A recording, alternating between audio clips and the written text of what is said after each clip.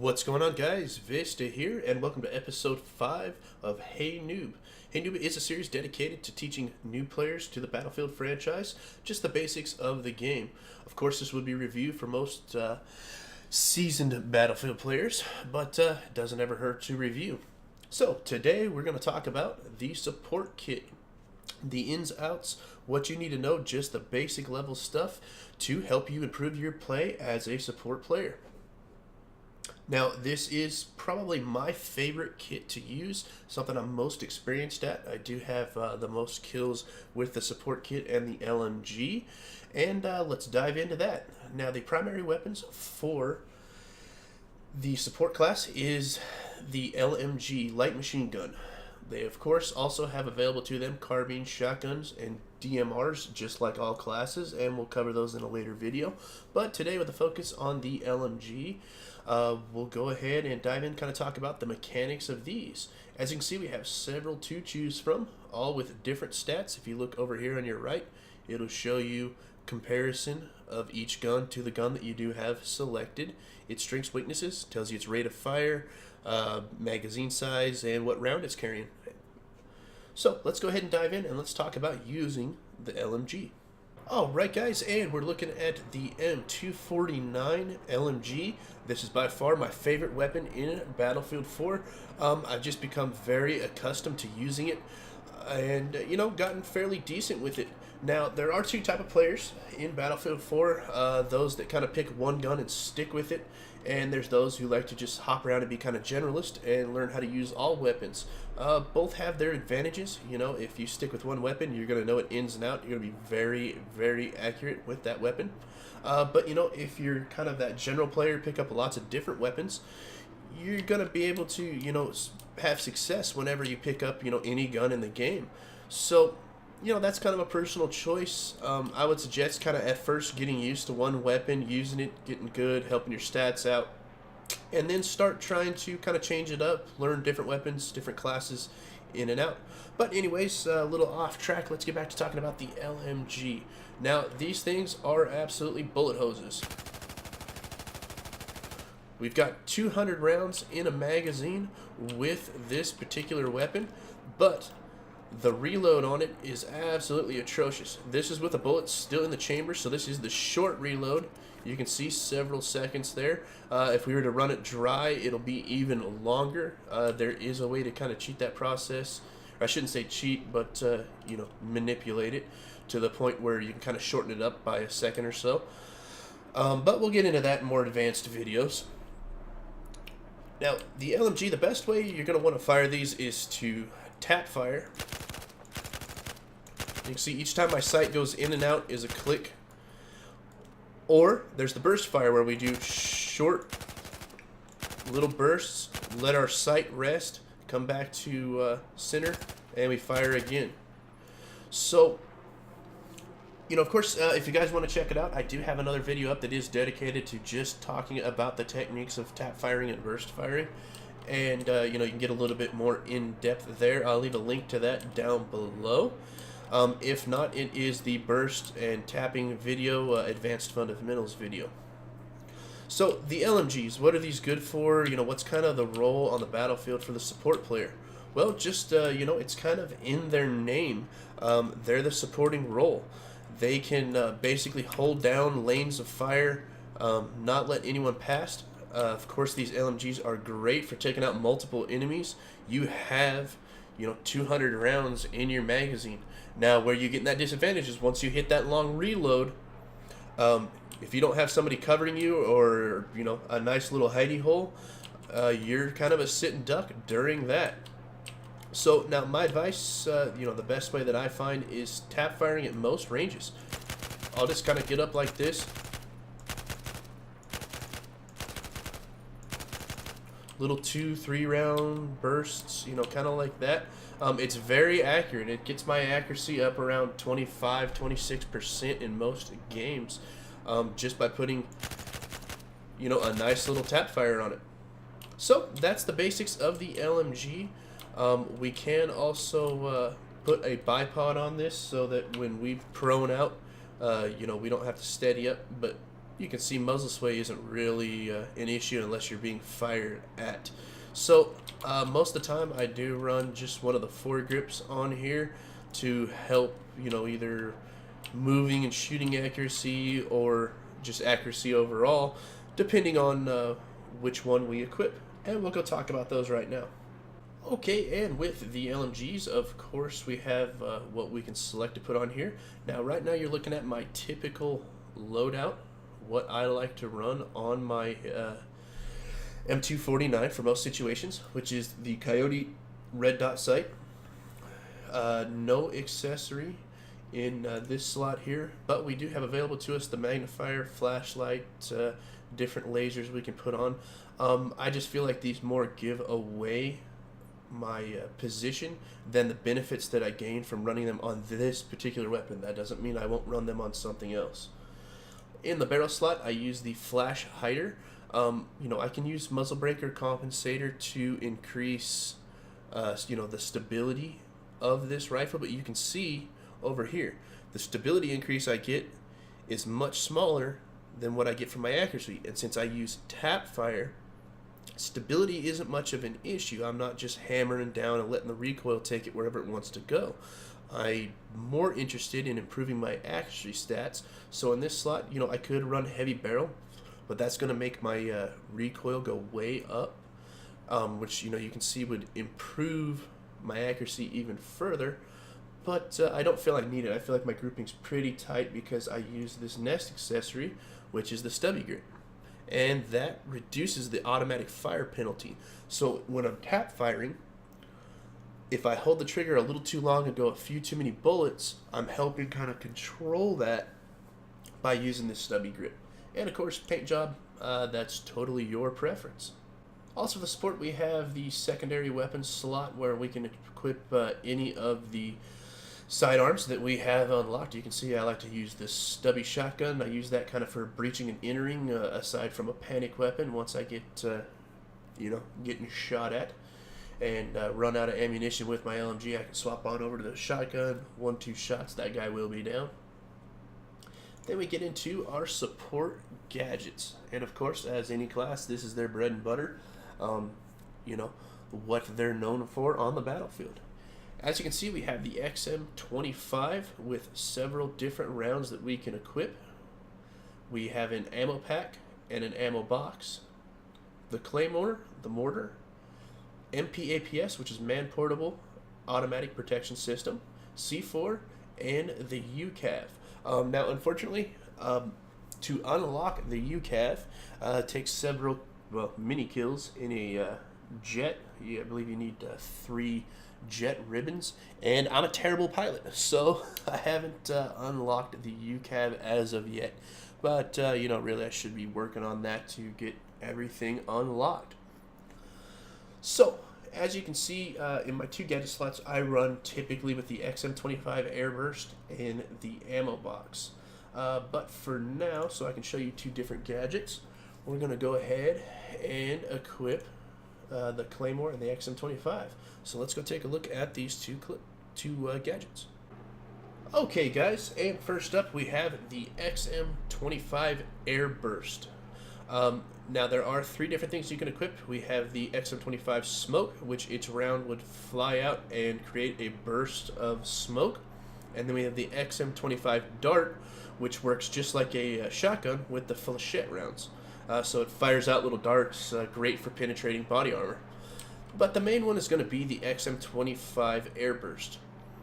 What the Air Burst allows us to do is lock in a distance, fire above that, it will fly past whatever cover distance you had locked, and it will burst in the air.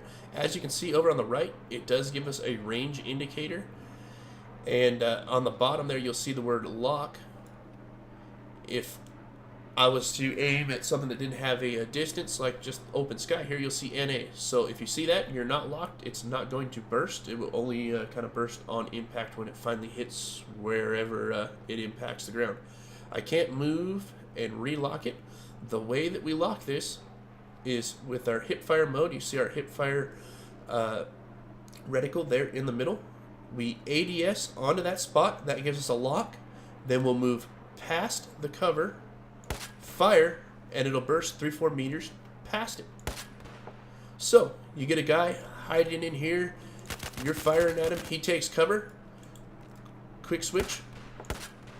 Take him out behind cover. This is a great tool. You know, you get guys hiding, you know, way out in the distance. You know, you can lock onto vehicles, get a guy who's repaired it from behind, hit him back there, get a guy behind these boxes. Just a great tool. And up next, we have the Claymore for the support class. This, of course, is a throwback to most of the Battlefield franchise. What it is essentially a mine that we can deploy. You'll see after a few seconds, it deploys several of these strings. If anyone was to cross these, they will basically detonate the mine. Blast is to the front. Now, one thing to keep in mind, if you're playing too close to this and someone wants to trip that mine, you will probably kill yourself. So, lay your mines. You know, you want to close off this entrance. Lay it over there. We can, you know, kind of come over here and play, and we don't have to worry about as much our back. You know, basically, somebody can come in through that door. They'll trigger that, blow themselves up, and you get yourself a nice free kill. So, you know, stairways, things like that. That's definitely going to be a area to lay these traps down. You know, if you're going to go play on the roof, throw a claymore in here so somebody will hit that string. Okay, guys, and up next we have the Man-Portable Automatic Protection System. What this system is a kind of a laser device that, as we can see, produces this green area. This is the safe zone. Any projectiles that are fired, with the exception of small arms, so we're talking tank shells, rockets, RPGs, anything like that, this thing will stop. It's kind of like an invisible force field. We can enter first-person mode, which allows us to aim it, you know, anywhere we want to, and protect, you know, from the sky, from the ground, this tank, whatever we need to do. But most people just plop it down. You are able to kind of zoom in, so if you wanted to put this, you know, somewhere where you could have a little bit of a vantage point, would allow you to kind of zoom in and see what's out there.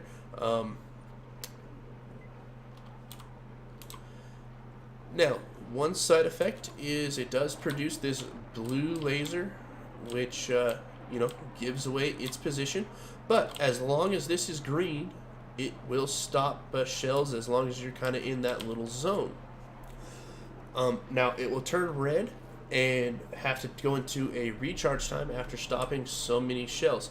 And I will show you guys a neat little trick at the end of this video. You know, the Battlefield trick for the day will involve the Man-Portable Automatic Protection System. And for our next gadget, we have the mortar. This is great for kind of zone control. One good change, if you remember in Battlefield 3, you were kind of tied to this. You were on it, using it, and kind of a free kill because you weren't there. With the new mortar, it is a remote mortar, so we don't have to be anywhere near it. I see a lot of guys standing next to it.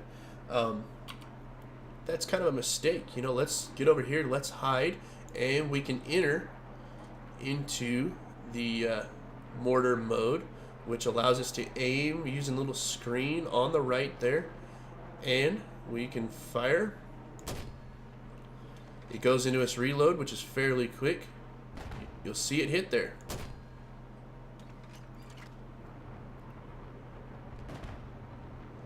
Does a pretty good, decent little damage, but its refresh rate, you know, as far as reloads, is fairly slow. So if you kind of rapid, you'll see the reticles getting a little wider there. That's going to diminish your accuracy, and as you can see, ammo's pretty limited there. We were able to take out that vehicle with it. You know, it can do damage like that, but where this is mostly used is kind of zone control. You'll get towards the back, maybe pummeling an objective here, keeping the enemy off of it. So this was the enemy advancing towards A there. We can lay our mortar rounds all through here. Now the big thing to remember is don't just stand next to it. It's remote. You can see my players clear over here. My mortar's, right there in the middle. And I'm nowhere near it. Now, good players will know to come looking for the player, and he'll be kind of in the general vicinity because obviously you deployed the mortar and you want to get it firing as fast as you can. Be cautious. You find a good piece of cover to hide behind. Alright guys, and our final bit of gadgets will be the support's main role, which is providing ammunition to other players. We have two types, which is the ammo pack and the ammo crate. Just like the med kit that we discussed in our last video, this one you can pick up. This one you have to stand next to. This one will supply one player. This one will supply anybody in the proximity to it. This one you can kind of run off and take with you, and of course this one you're tethered to as long as you're refilling. Now with the ammo crates, I kind of prefer that over the ammo. One of the differences, this will not resupply gadgets, so M320s, XM25s, anything like that, you're not going to get that ammunition from this. This will be for your primary and I believe secondary weapon only, just bullets. This one will supply anything, RPGs, anything like that is going to be resupplied by this crate. So this is really the main one to use. Now, one thing to keep in mind, throw these as often as you possibly can. Anytime you come to a piece of cover, throw it down. You may not need ammunition, but a teammate will need ammunition. When they come up to take cover here, you're getting free points because they're reloading. If you see a guy over here taking cover, healing up, throw him an ammo crate and keep going. Just keep passing these out. It's nothing but free points to you. You're using the LMG. You're not going to need ammunition as regularly, but those assault rifles, some of the faster fire rating stuff, FAMAS, 1,000 rounds a minute, that thing chews through ammunition. These guys need ammo crates constantly. If they're out of ammo, they're not helping your team. And as support, it's your job to get those guys ammunition. So remember, basically anytime you stop at a good piece of cover, don't throw it out in the open. If we throw it way out here and this guy's taking cover here, he's not gaining any ammunition from that. He's probably under fire. He doesn't want to run out here, okay, enemy shoot me, and try and get ammunition from it. So throw your crates up close. Okay guys, and up next we have the support kit's field upgrade paths. Of course, we have the first three, which are the same for all kits. The defensive, offensive, shadow, body armor, more ammunition, and pretty much undetectable.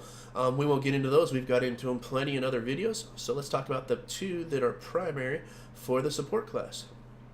First off, we have indirect fire, which level 1 increases the ammo bag upgrade, which increases the maximum deployed ammo boxes and packs by 1. So you can see there where I had one thrown out. Once I would throw it, that first one that I threw would disappear and a new one would appear where I wanted it. This allows you to have 2 out at one time. Level 2 is ammo.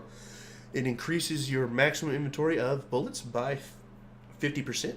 It's going to allow you to carry more ammunition. The LMG is already carrying 400 rounds, so this one's neither here nor there. Plus you have double ammo crates by the time you get this. I'm not quite sure why your dice chose to throw that in there. I think something like flak or something like that would have been a lot more appropriate here.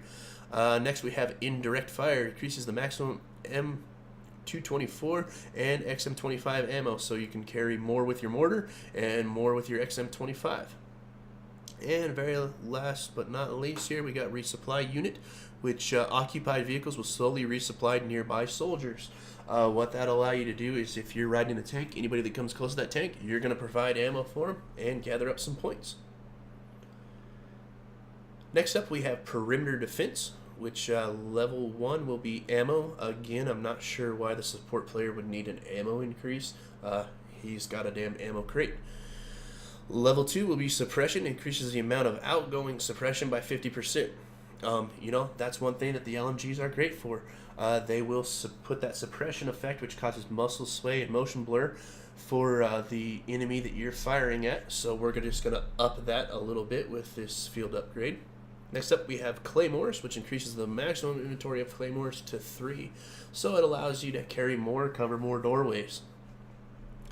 And level 4, Man Portable APS upgrade increases the Man Portable APS can deflect incoming explosives. So this is going to generate more time. It's going to take more shells. These two, be honest, I don't really run them much. Kind of reading through them, I may start kind of tweaking with them, but I like the defensive perk. It's kind of my field upgrade of choice just because this level 1 armor, and most people do run this. Incoming damage to the chest by 10%. Basically, which is going to take in a one shot from a bolt action sniper rifle will no longer kill you in the chest. What else can you say? You're going to chew up 1 or 2 more bullets from any enemy. So mainly for that one. And of course, cover decreases the amount of incoming suppression. Great. I got less muzzle sway when I'm being fired at. And of course, level 4, quick regen. Just makes me heal up that much faster. So really, this is kind of the main one that everybody's using in Battlefield. And last up we got the camouflage for our soldier. Really, that's going to be a personal choice, and I would most advise that you do it according to what map you're playing on. If you're using a desert map, you're going to want something with some brown in it. If you're in the jungle, we of course are going to want something with a little bit of green in it. So that's about it for the basics of the support class. I'm sure I've missed something here. If you are a veteran Battlefield 4 player and you've got a tip for the support kit, make sure you leave it in the comments down below. We want to help out the community. Do appreciate you guys watching. Be sure to check out, keep an eye out for the next episode of Hey Noob. And as always, guys, I'll catch you on the next one. Alright guys, and it's time to talk about today's Battlefield 4 trick. What we're going to talk about is with this support kit and vehicles. One thing you can kind of do if you forgot to put on your engineer can't repair, there is still something you can do. If you have the Man Portable Automatic Protection System, what we can do is go ahead and deploy it right here.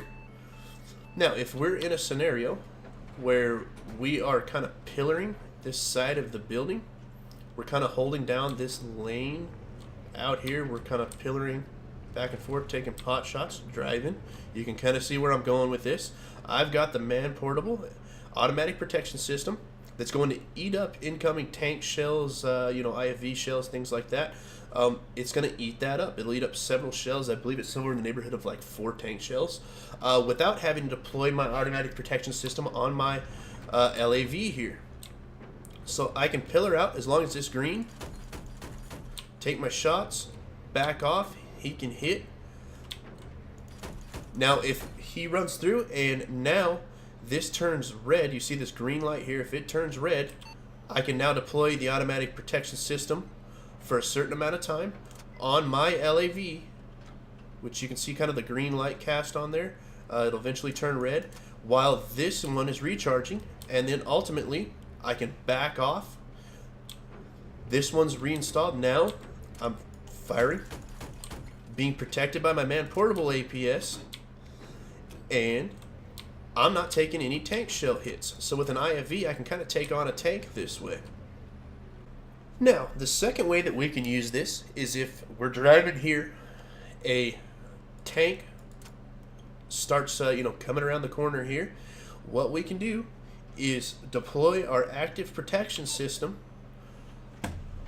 rotate to the back. Wherever we point that, it's going to drop us off. Now I can deploy my Man Portable APS, get back in my vehicle, back over that. I won't destroy it. Now I've got it in front of me. I can eat extra shells. And, you can be quite a bit, faster at this. If you guys don't know, going back to it and clicking interact will allow you to pick it up. So if I'm cruising along, He comes here, I deploy, get out, back up, it's deployed. Now my shells are coming through, he's eating those, I've got a little bit of extra protection. Of course, if we're the gunner, this would be a little more ideal where we get out, deploy the man-portable APS, while he continues to, the driver continues to fight. So, I hope this helps, just a little bit of a battlefield trick. Don't see too many people using the man-portable automatic protection system, so, why don't you guys get out there and give it a try. Thanks for watching, guys, and I'll catch you on the next one.